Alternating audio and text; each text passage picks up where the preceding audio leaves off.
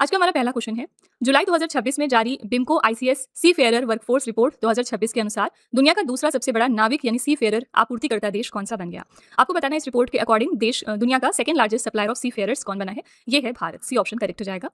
Baltic और अंतर्राष्ट्रीय समुद्री परिषद और इंटरनेशनल चैम्बर ऑफ शिपिंग ने नाविक कार्यबल रिपोर्ट 2026 को जारी कर दिया है। इसके अनुसार भारत वैश्विक जहाजरानी उद्योग में 3,11,936 समुद्री पेशेवरों का योगदान देकर दुनिया का दूसरा सबसे बड़ा नाविक आपूर्तिकर्ता देश बन गया। ठीक है, भारत अब वैश्विक समुद्री कार्यबल का 12.16% हिस्सा अपनी तरफ से देता है। ठीक है, शीर्ष 3 देश यहाँ पर देखेंगे तो पहले स्थान पर फिलीपींस है, दूसरे पर भारत है और तीसरे पर चीन है। ठीक है, तो करेक्ट आंसर हो जाएगा भारत। अभी कुछ दिनों पहले हमने देखा था कि भारत एक और रैंकिंग में दूसरे स्थान पर आया था और ये कौन सी रैंकिंग थी? लार्जेस्ट सोलर मार्केट की। ठीक है, और हमने इसमें किस देश को पछाड़ा है? तो हमने इसमें यूएस को पछाड़ा था। ये बहुत ही बड़ा अचीवमेंट था और अब इंडिया जो है वो दूसरा सबसे बड़ा सोलर मार्केट बन चुका है। ठीक है, पहले स्थान पर कौन सा देश आता है? ये है चाइना। ठीक है, तो चाइना पहले स्थान पर है, दूसरे पर इंडिया है और तीसरे पर यूएसए है। ओके, क्वेश्चन नंबर 2 है। 20 से लेकर 29 जुलाई 2026 तक चीन के हांगझोउ में आयोजित आईएसएसएफ वर्ल्ड कप 2026 में भारत ने कुल कितने पदक जीते हैं?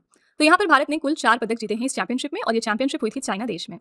तो चीन के हांगझोउ में आयोजित आईएसएसएफ वर्ल्ड कप 2026 में भारत ने कुल 4 पदक जीते, जिनमें से 1 स्वर्ण है, 1 रजत और 2 कांस्य पदक शामिल हैं। पदक विजेताओं की सूची देखेंगे तो स्वर्ण पदक मिला है ईशा सिंह को महिला 25 मीटर पिस्टल इवेंट में, रजत पदक मिला सैन्यम विज को महिला 10 मीटर एयर पिस्टल इवेंट में, कांस्य पदक मिला है मनु भाकर को महिला 25 मीटर पिस्टल इवेंट में और कांस्य पदक एक और मिला है सोनम उत्तम मस्कर और हिमांशु ढिल्लों को 10 मीटर एयर राइफल मिश्रित टीम की कैटेगरी में। ठीक है, तो ये अलग अलग पदक विजेताओं की सूची है, इनको भी आपको याद रखना है। आंसर है यहाँ पर ए ऑप्शन 4 मेडल। ठीक है, पिछले दिनों पीवी सिंधु काफी चर्चे में रही और इनके बारे में जरूर आपको ध्यान में रखना है कि ये पहली इंडियन बन गई हैं जिन्होंने जापान ओपन को जीत लिया है। ठीक है, तो कोई भी चीज पहली बार होगी तो वो हिस्ट्री में लिखी जाती है, इतिहास के पन्नों में लिखी जाती है, इसलिए ऐसे क्वेश्चन एग्जाम में ज्यादा पूछे जाते हैं। तो पीवी सिंधु पहली इंडियन बनी जिन्होंने जापान ओपन जीता था। इन्होंने फाइनल्स में किसको हराया था? ये भी याद रखिएगा, इन्होंने अकाने यामागुची को फाइनल्स में हराया। ठीक है, अकाने यामागुची जो है वो जापान देश की प्लेयर है। ठीक है, क्वेश्चन नंबर 3 है। जुलाई 2026 में केंद्र सरकार ने भारतीय रिजर्व बैंक को किस मूल्य वर्ग के पॉलीमर नोटों के फील्ड ट्रायल की मंजूरी दे दी है? तो कौन से डिनोमिनेशंस की बात हो रही है? आंसर है 10 रुपए और 20 रुपए के नोट। ठीक है, इनका पिक्चर भी आप देख सकते हैं। जुलाई 2026 में केंद्र सरकार ने 10 रुपए और 20 रुपए के मूल्य वर्ग वाले पॉलीमर नोटों के फील्ड ट्रायल के लिए भारतीय रिजर्व बैंक के प्रस्ताव को मंजूरी दे दी। इस ट्रायल के तहत आरबीआई 10 रुपए और 20 रुपए के 1-1 अरब पॉलीमर नोट बाजार में उतारेगा। उद्देश्य क्या है? पारंपरिक कागजी नोटों की तुलना में पॉलीमर नोटों की मजबूती, ड्यूरेबिलिटी यानी स्थायित्व और जीवन काल को भारत की विभिन्न जलवायु परिस्थितियों में परखना। ठीक है, पॉलीमर नोट क्या होते हैं? ये सिंथेटिक पॉलीमर जैसे कि बाय एक्सियली ओरिएंटेड पॉलीप्रोपिलाइन से बने बैंक नोट होते हैं जो पारंपरिक सूती कागज के नोटों की तुलना में बहुत अधिक टिकाऊ होते हैं। ठीक है, तो इनका ट्रायल किया जाएगा। 10 और 20 रुपए के नोट सबसे पहले आरबीआई जो है वो रिलीज करेगा। ठीक है, आरबीआई के बारे में याद रखिएगा, पिछले दिनों इन्होंने किस बैंक का लाइसेंस रद्द किया था? इन्होंने Shri Mahalakshmi urban cooperative bank, इसका जो लाइसेंस था वो रद्द कर दिया। रीजन क्या था? ये बैंक आरबीआई की पॉलिसीज पर खरा उतर नहीं रहा है। ठीक है, और एग्जाम में पूछा जा सकता है कि ये कहाँ की बैंक है? ये कर्नाटका बेस्ड बैंक थी। ठीक है, क्वेश्चन नंबर 4 है। 31 जुलाई से 2 अगस्त 2026 तक कॉमनवेल्थ पीस मीडिएशन कॉन्फ्रेंस का आयोजन कहां पर किया जा रहा है? कॉमनवेल्थ पीस मीडिएशन कॉन्फ्रेंस को ऑर्गेनाइज किया जा रहा है 31 जुलाई से 2 अगस्त तक राजस्थान के जयपुर में। ए ऑप्शन करेक्ट है। कॉमनवेल्थ पीस मीडिएशन कॉन्फ्रेंस का आयोजन भारत के राजस्थान राज्य की राजधानी जयपुर में किया जा रहा है। इसके उद्घाटन करता है भारत के मुख्य न्यायाधीश न्यायमूर्ति सूर्यकांत, जो कि हमारे 53वें नंबर के मुख्य न्यायाधीश हैं। थीम क्या है इस इवेंट के लिए? Peace mediation and the rule of law. उद्देश्य है विवादों के जल्द निपटारे के लिए मध्यस्थता को बढ़ावा देना तथा सम्मेलन के अंत में जयपुर घोषणा पत्र को अपनाना। ठीक है, तो बस इतना याद रखिएगा कि ये इवेंट कहां पर हो रहा है। ए ऑप्शन राजस्थान के जयपुर में। मैंने आपको बहुत बार कहा है कि क्योंकि ब्रिक्स की प्रेसिडेंसी इस साल इंडिया के पास है, तो अब जो भी मीटिंग्स हो रही हैं ब्रिक्स के अंडर में उनके वेन्यूज याद रखिएगा।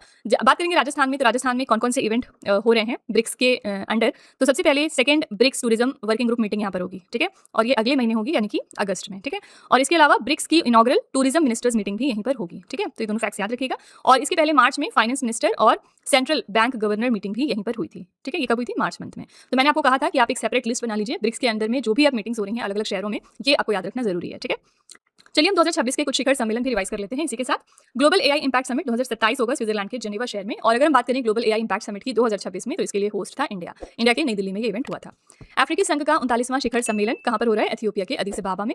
म्यूनिक सुरक्षा सम्मेलन का 62वां संस्करण होस्ट कर रहा है जर्मनी। विश्व सरकार शिखर सम्मेलन होगा यूएई के दुबई शहर में।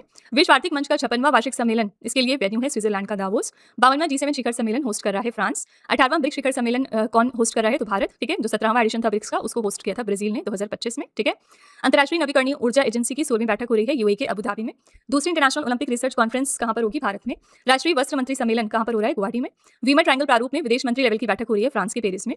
भारत विद्युत शिखर सम्मेलन की मेजबानी करेगा नई दिल्ली। संयुक्त राष्ट्र जैव विविधता सम्मेलन हो रहा है आर्मेनिया के येरेवन में। ठीक है, तो ये सारे आपके इंपॉर्टेंट शिखर सम्मेलन है, वेन्यू आपको इसका याद रखना है। क्वेश्चन नंबर 5 है। विश्व हेपेटाइटिस दिवस 2026 कब मनाया गया है? तो वर्ल्ड हेपेटाइटिस डे हम हर साल 28 जुलाई को सेलिब्रेट करते हैं।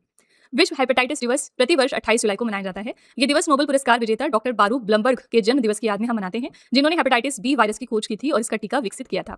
इस साल की हमारी थीम है हेपेटाइटिस, आइए इसे खत्म करें, यानी hepatitis let's break it down. ठीक है, तो करेक्ट आंसर है यहाँ पर डी ऑप्शन 28 जुलाई। ऑप्शन में यहाँ पर और कौन कौन से डेज हैं? 29 जुलाई, इस दिन हम क्या मनाते हैं? ये दिन होता है इंटरनेशनल टाइगर डे का। ठीक है, 30 जुलाई को इंटरनेशनल लेवल पर हम फ्रेंडशिप डे सेलिब्रेट करते हैं। ठीक है, और 26 जुलाई को आपका होता है कारगिल विजय दिवस। तो सारे इस तरह के इंपॉर्टेंट डेज याद रखा करिए किस दिन हम क्या मनाते हैं। ठीक है, क्वेश्चन नंबर 6 है, जुलाई 2026 में संयुक्त राष्ट्र महासभा ने किसी संयुक्त राष्ट्र मानवाधिकार उच्चायुक्त के रूप में दूसरे कार्यकाल के लिए फिर से चुन लिया है।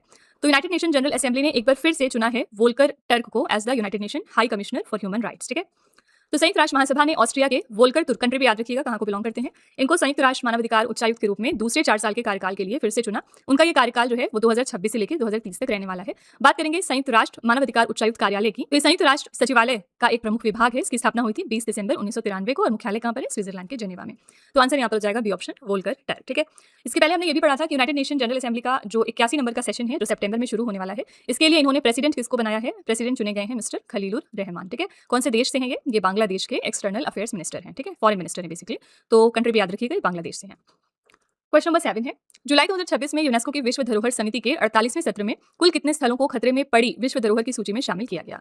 तो कितनी साइट्स हैं जिनको इस सूची में शामिल किया गया? यहाँ पर 6 ऐसे स्थल हैं हमारे। ए ऑप्शन करेक्ट है। यूनेस्को की विश्व धरोहर समिति के 48वें सत्र में कुल 6 स्थलों को खतरे में पड़ी विश्व धरोहर की सूची में शामिल कर लिया गया। इनमें से 3 नए स्थलों को आपातकालीन आधार पर सीधे इस सूची में जोड़ा गया तथा पहले से मान्यता प्राप्त 3 अन्य स्थलों को इस सूची में शामिल किया गया। ठीक है, आपातकालीन आधार पर जोड़े गए 3 नए स्थल कौन से हैं? पहला है बोमा बडिंगिलो प्रवासी परिदृश्य, ये दक्षिण सुदान में है। दूसरा है माउंट अमील के किले, ये लेबनान में है। और तीसरा है सेबस्तिया, ये फिलिस्तीन में है। ठीक है, पहले से शामिल अन्य 3 स्थल कौन से थे? पहला है तोरिका चेरसोनिस्का प्राचीन शहर और उसका चोरा, ये यूक्रेन में है। दूसरा यहाँ पर है पारा मारिबो का ऐतिहासिक भीतरी शहर, ये सूरीनाम में है। और तीसरा है टायर, ये भी लेबनान में है। ठीक है, तो ये पूरे 6 स्थल के नाम आपको याद रखने हैं। ठीक है, आंसर यहाँ पर हो जाएगा ए ऑप्शन 6 स्थल। एनीवेज, यूनेस्को का हेडक्वार्टर कहाँ पर है? तो ये फ्रांस के पेरिस शहर में लोकेटेड है। एंड डू रिमेंबर, जो इटली देश है इसको यूनेस्को ने डिक्लेयर किया है as their world heritage capital. ठीक है, आपसे एग्जाम में पूछ सकते हैं कि वर्ल्ड हेरिटेज कैपिटल कौन सा देश है? ये है इटली। इनके पास सबसे ज्यादा number of UNESCO world heritage sites मौजूद हैं। ठीक है, क्वेश्चन नंबर 8 है, जुलाई 2026 में एयर इंडिया द्वारा शुरू की गई easy connect hub and spoke सेवा के तहत श्री गुरु रामदास जी अंतर्राष्ट्रीय हवाई अड्डे को कितने अंतर्राष्ट्रीय गंतव्यों से जोड़ा गया? तो यहाँ पर कितने ऐसे इंटरनेशनल डेस्टिनेशंस हैं जिनको इस एयरपोर्ट से कनेक्ट किया गया है? आंसर यहाँ पर हो जाएगा बी ऑप्शन 27। तो जुलाई 2026 में एयर इंडिया ने 27 अंतर्राष्ट्रीय गंतव्यों के लिए अपनी नई इजी कनेक्ट सेवा श्री गुरु रामदास जी अंतर्राष्ट्रीय हवाई अड्डे से शुरू की है। इसके साथ ही ये हब एंड स्पोक अंतर्राष्ट्रीय उड़ान संचालन सुविधा का शुभारंभ करने वाला देश का दूसरा ऐसा हवाई अड्डा बन गया है। इस सुविधा के तहत यात्रियों को दिल्ली के बजाय अमृतसर में ही आव्रजन यानी इमाइग्रेशन और प्रस्थान की औपचारिकताएं पूरी करने की सुविधा मिलती है। इससे पहले 25 जून 2026 को वाराणसी में भारत के प्रथम हब एंड स्पोक ऑपरेशन का सफलतापूर्वक शुभारंभ किया गया था। ठीक है, आंसर यहाँ पर हो जाएगा बी ऑप्शन 27। और ये भी फैक्ट याद रखिएगा कि पहला ऐसा कौन सा हमारा एयरपोर्ट है जहां से hub and spoke operation model successful implement किया गया था? तो ये था वाराणसी का लाल बहादुर शास्त्री इंटरनेशनल एयरपोर्ट। ठीक है, क्वेश्चन नंबर 9 है, जुलाई 2026 में किस राज्य ने साइबर वित्तीय धोखाधड़ी के मामलों के लिए E0 FIR प्रणाली की शुरुआत की है? E0 FIR सिस्टम लॉन्च हो गया है गुजरात राज्य में, किस लिए? साइबर फाइनेंशियल फ्रॉड केसेस से निपटने के लिए। तो जुलाई 2026 में गुजरात सरकार ने गांधीनगर में साइबर वित्तीय धोखाधड़ी के मामलों के लिए आधिकारिक तौर पर E0 FIR प्रणाली की शुरुआत की है। इसे केंद्र सरकार के सहयोग से 18 राज्यों और केंद्र शासित प्रदेशों में भी लागू किया गया। पीड़ित नागरिक राष्ट्रीय साइबर अपराध हेल्पलाइन 1930 या national cyber crime reporting portal पर घर बैठे अपनी शिकायत दर्ज करा सकते हैं। उद्देश्य क्या है? साइबर वित्तीय धोखाधड़ी के मामलों में बिना किसी देरी के तुरंत कानूनी कार्रवाई शुरू करना और पीड़ितों के पैसे को डूबने से बचाना। ठीक है, तो आंसर यहाँ पर है बी ऑप्शन गुजरात। इसके पहले हमने पढ़ा था कि प्रोजेक्ट जीरो ये कहाँ पर शुरू हुआ था? E0 FIR अलग है, प्रोजेक्ट जीरो अलग है। प्रोजेक्ट जीरो की शुरुआत हुई है केरल में। पर्पस क्या है? यहाँ पर करप्शन को मिटाना, ये एंटी करप्शन मूवमेंट है। ठीक है, क्वेश्चन नंबर 10 है, वर्ष 2026 में एशिया का सबसे पुराना फुटबॉल टूर्नामेंट ड्यूरेंट कप 2026 का कौन सा संस्करण खेला जा रहा है? तो ड्यूरेंट कप का इस साल 135वां एडिशन है। सी ऑप्शन करेक्ट है। वर्ष 2026 में एशिया के सबसे पुराने फुटबॉल टूर्नामेंट ड्यूरेंट कप 2026 का 135वां संस्करण खेला जा रहा है। ये इवेंट हो रहा है 25 जुलाई से लेकर 23 अगस्त तक। इसमें कुल 24 टीमें पार्टिसिपेट कर रही हैं। मेजबान शहर हैं कोलकाता, रांची, गुवाहाटी, इम्फाल और शिलोंग। पहला संस्करण खेला गया था 1988 में। 134वां संस्करण किसने जीता था? तो नॉर्थ ईस्ट यूनाइटेड की टीम ने। ये इनका दूसरा खिताब था। ठीक है, तो करेक्ट आंसर है सी ऑप्शन 135वां। कई बार एग्जाम में सिर्फ ये भी पूछा गया है कि ड्यूरेंट कप किस खेल से रिलेटेड है, तो याद रखिएगा ये फुटबॉल से रिलेटेड है। ठीक है, क्वेश्चन नंबर 11 है, जुलाई 2026 में आरबीआई ने किस बैंक के कामकाज और बैंकिंग संचालन को पूरी तरह से बंद करने का निर्णय ले लिया है? तो ये डिसाइड हुआ है पेटीएम पेमेंट बैंक लिमिटेड के लिए। डी ऑप्शन करेक्ट है। जुलाई 2026 में दिल्ली हाईकोर्ट के आदेश के बाद रिजर्व बैंक ऑफ इंडिया ने पेटीएम पेमेंट बैंक लिमिटेड को बंद करने की घोषणा कर दी है। आरबीआई ने स्टेट बैंक ऑफ इंडिया के पूर्व चीफ जनरल मैनेजर गिरी कुमार नायर को बंद करने की प्रक्रिया की देखरेख के लिए ऑफिशियल लिक्विडेटर नियुक्त किया है। इससे पहले आरबीआई ने गंभीर रेगुलेटरी उल्लंघन और बैंक के कामकाज को लेकर पेटीएम पेमेंट्स बैंक का बैंकिंग लाइसेंस भी रद्द किया था। ठीक है, पेटीएम पेमेंट बैंक की स्थापना हुई थी 28 नवंबर 2017 को। इसका मुख्यालय उत्तर प्रदेश के नोएडा शहर में लोकेटेड है। आंसर यहाँ पर हो जाएगा डी ऑप्शन। ठीक है, क्वेश्चन नंबर 12 है, जुलाई 2026 में टेस्ट क्रिकेट इतिहास में लगातार 5 विकेट मेडन ओवर फेंकने वाले दुनिया के पहले गेंदबाज कौन बन गए? पहले ऐसे गेंदबाज हैं जस्टिन ग्रीव्स, जो कि वेस्ट इंडीज के प्लेयर हैं। ठीक है, जुलाई 2026 में वेस्ट इंडीज के allrounder Justin Greaves test cricket इतिहास में लगातार 5 विकेट मेडन ओवर फेंकने वाले दुनिया के पहले गेंदबाज बन गए हैं। त्रिनिदाद के तारोबा में पाकिस्तान के खिलाफ खेले गए पहले टेस्ट मैच में उन्होंने लगातार 5 ओवर मेडन फेंके और हर ओवर में एक एक विकेट चटका कर ये अभूतपूर्व वर्ल्ड रिकॉर्ड अपने नाम किया है। ठीक है, तो करेक्ट आंसर हो जाएगा सी ऑप्शन, वेस्ट इंडीज के प्लेयर हैं जिनका नाम है जस्टिन ग्रीव्स। ठीक है, वेस्ट इंडीज के एक और प्लेयर हैं जिन्होंने अभी पिछले दिनों अपना रिटायरमेंट अनाउंस किया था और ये काफी चर्चे में आ गए थे। इनका नाम क्या है? इनका नाम है निकोलस पूरन। ठीक है, ये भी वेस्ट इंडीज के प्लेयर हैं और पिछले दिनों इन्होंने अपना रिटायरमेंट अनाउंस किया है। क्वेश्चन नंबर 13 है, जुलाई 2026 में राष्ट्रीय कृषि विकास योजना के तहत पहली किस्त का 75% से अधिक उपयोग करके दूसरी किस्त के लिए अर्हता प्राप्त करने वाला देश का पहला राज्य कौन सा बन गया है? तो पहला ऐसा राज्य जिन्होंने ये क्वालिफाई किया, ये है महाराष्ट्र। बी ऑप्शन करेक्ट है। राष्ट्रीय कृषि विकास योजना के तहत दूसरी किस्त के लिए अर्हता प्राप्त करने वाला देश का पहला राज्य महाराष्ट्र बन गया है। केंद्र सरकार ने महाराष्ट्र को पहली किस्त के रूप में 335 करोड़ रुपए जारी किए थे। राज्य ने इसमें से लगभग 260 करोड़ रुपए खर्च कर दिए। राष्ट्रीय कृषि विकास योजना की शुरुआत कब हुई थी? वर्ष 2007 में। इस योजना का उद्देश्य क्या है? कृषि और संबद्ध क्षेत्रों में सरकारी निवेश को बढ़ावा देना। ठीक है, तो आंसर यहाँ पर हो जाएगा बी ऑप्शन, महाराष्ट्र। महाराष्ट्र में पिछले दिनों एक प्रोजेक्ट लॉन्च हुआ था जिसका नाम है प्रोजेक्ट महादेव और इसका पर्पस क्या था? स्टेट में फुटबॉल गेम को प्रमोट करवाना। ठीक है, क्वेश्चन नंबर 14 है, जुलाई 2026 में ग्रामीण स्थानीय निकायों को वित्तीय रूप से सशक्त और पारदर्शी बनाने के लिए किस केंद्रीय मंत्री ने आत्मनिर्भर पंचायत कार्यक्रम और समर्थ पंचायत पोर्टल का शुभारंभ किया है? ये दोनों पोर्टल का शुभारंभ कर दिया है राजीव रंजन सिंह जी ने। ये ऑप्शन करेक्ट है। जुलाई 2026 में केंद्रीय पंचायती राज मंत्री राजीव रंजन सिंह ने नई दिल्ली के कृषि भवन में आत्मनिर्भर पंचायत कार्यक्रम और समर्थ पंचायत पोर्टल का शुभारंभ किया। इनको हम ललन सिंह के नाम से भी जानते हैं। उद्देश्य क्या है इस पहल का? उद्देश्य है ग्रामीण स्थानीय निकायों को वित्तीय रूप से सशक्त, पारदर्शी और आत्मनिर्भर बनाना। ठीक है, तो आंसर यहाँ पर A option, mister Rajiv Ranjan Singh. Question number 15 है, जुलाई 2026 में किस राज्य सरकार ने देश का प्रमुख समुद्री और मैन्युफैक्चरिंग हब बनने के लिए ship building and repair policy 2026 launch कर दी है? ये पॉलिसी लॉन्च हो गई है गुजरात राज्य में। बी ऑप्शन करेक्ट है। जुलाई 2026 में गुजरात सरकार ने देश का प्रमुख समुद्री और मैन्युफैक्चरिंग हब बनने के लिए ship building and repair policy 2026 launch की।